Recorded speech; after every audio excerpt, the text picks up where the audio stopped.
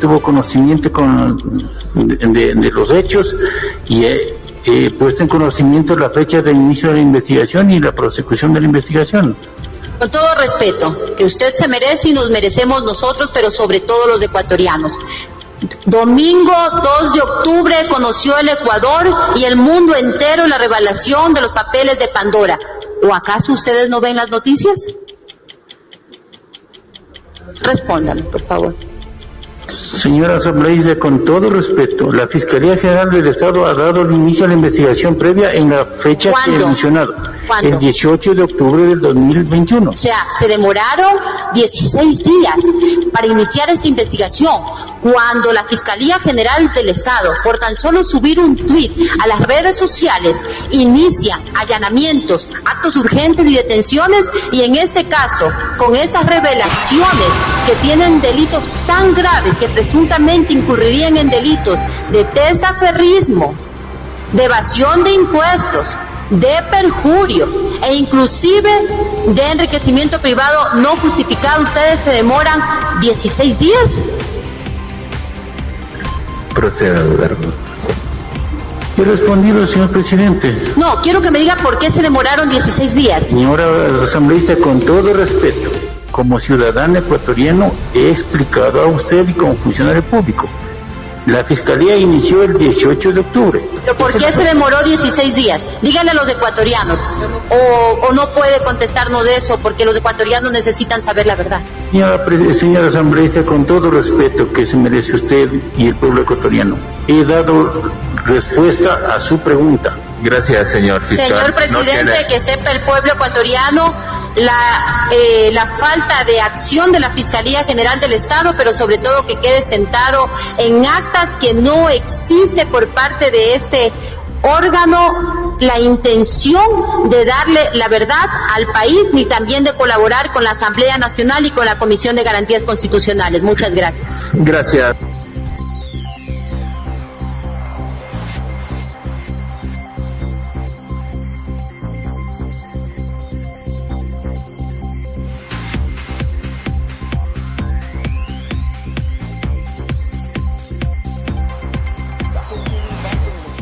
Claro, Andrés, y se lo he contado a usted en varias entrevistas. Y le he dicho a los denuncia está en página 12, justamente.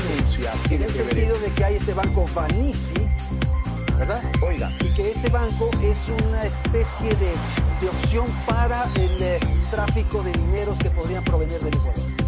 Mire, Andrés, ese banco es un banco real que tiene edificio alquilado en Panamá, que tiene personal panameño, que tiene clientes, que paga una tasa impositiva del 25%, que es mayor que el Ecuador. Y por último, Andrés, capta recursos para prestar a los sectores productivos en Ecuador. Trae capitales del exterior al Ecuador. ¿Por qué?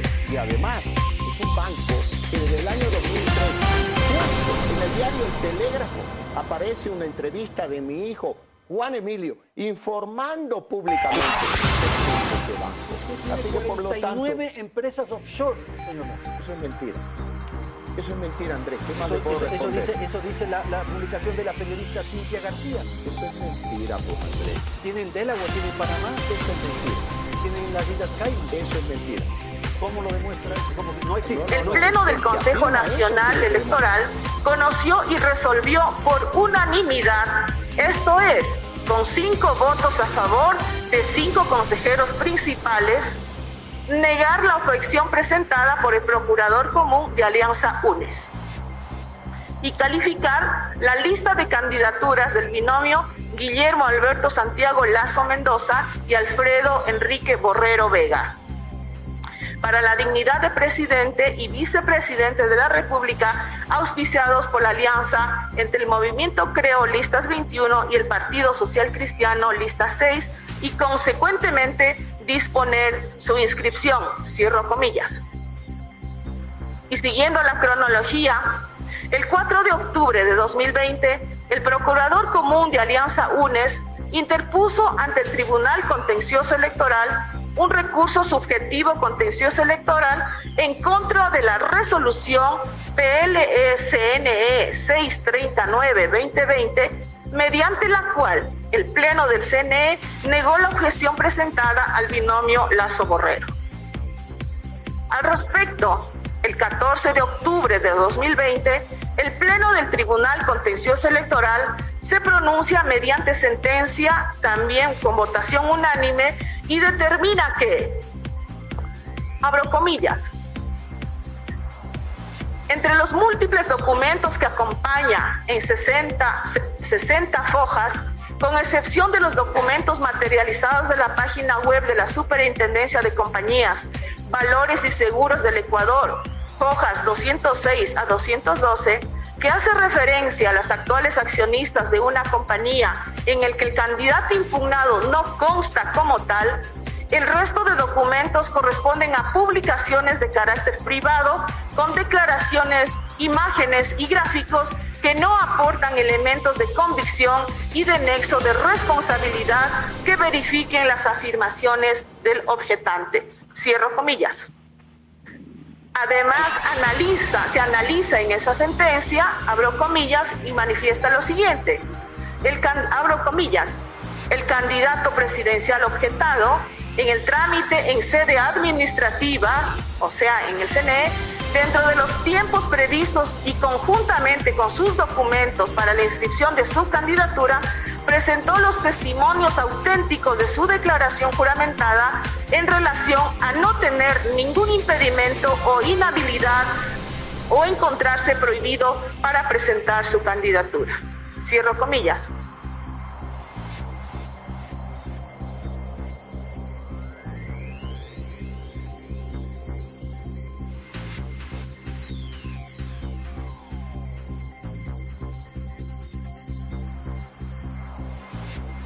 Representante del Grupo Azul y de Worley Parsons, que fue sentenciado en el caso Arroz Verde y que también aparece en los papeles de Pandora.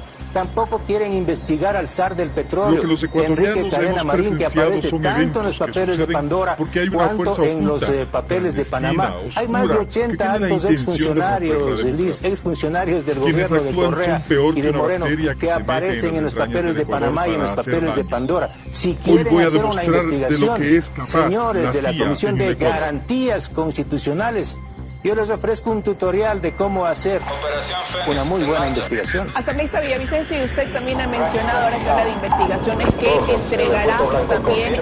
Mire, es que no tienen nada, más allá de los discursos de un grupo de fanáticos extraviados intelectuales que han acudido vía Zoom, algunos ex abogados del prófugo, otros no tienen un solo documento. Voy a invitarles a darles un curso, un tutorial de cómo hacer una buena investigación. Lo que están haciendo y actuando es conspirando con faltas ortográficas. Yo debo ofrecer disculpas al país, que legisladores, cada legislador representa $13,000 mensuales, incluyendo 2 asesores y asistentes. No es justo que en estos momentos los legisladores de esta forma procedan a conspirar. Y también quiero advertir, los legisladores no pueden salirse de la banda constitucional. Estas acciones conspirativas también deben ser investigadas al interior de la Asamblea Nacional. Y eso lo digo absolutamente en serio. Es hora de dedicarse a legislar y a fiscalizar. Lo que pretendió e hizo la Comisión de Fiscalización, que es la comisión que tiene a cargo justamente la fiscalización y la investigación, es eso: solicitar al presidente Guillermo Lasso que remita todos los documentos que, según Consorcio Internacional de Periodistas, señalan que él ya se desvinculó de las sociedades offshore. Yo le envié una carta al presidente y dijo: encantado, señor presidente de la comisión, es más, que venga toda la comisión en pleno a sesionar en Palacio. ¿Por qué adoptan ahora esa posición de que nosotros no podemos ir a Palacio si la Comisión de Fiscalización y la Asamblea tiene que ir a buscar la verdad donde la verdad se encuentre? Lo que están haciendo es conspirando. Y ahora, ¿quién tiene que sustanciar un posible juicio político en contra? La agencia permanecía invisible. Los gobernantes que defendían la soberanía de sus países eran atacados y ahí aparecía con más evidencia. Es notable cómo los militares de las dictaduras de América Latina cometían atrocidades que la CIA ocultaba o maquillaba. La CIA nunca ha dejado de estar. Los métodos han sido diferentes, pero siempre ha intervenido en el continente. Una de las acciones que cumplieron las fuerzas estadounidenses se realizaron desde la base que operaban en el puerto ecuatoriano de Manta. La excusa fue hacer un plan continental para vencer al narcotráfico. El presidente Rafael Correa ofreció desde la campaña electoral no renovar el acuerdo con los estadounidenses para el uso del aeropuerto de Manta.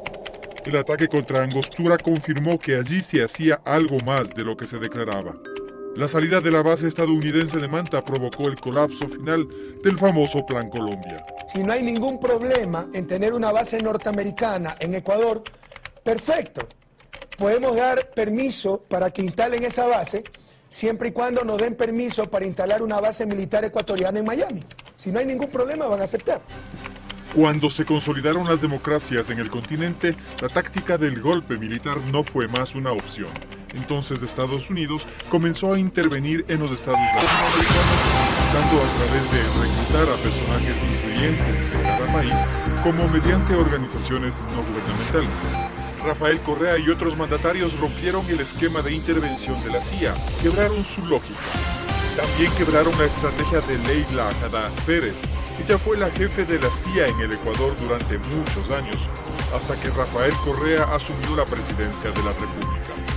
En medio del estado de excepción que atraviesa Ecuador ante la espiral de violencia, narcotráfico y las protestas por la subida de la gasolina, el presidente Guillermo Lasso llamaba a defender la democracia en la Plaza Grande de Quito, frente a la sede del gobierno del país.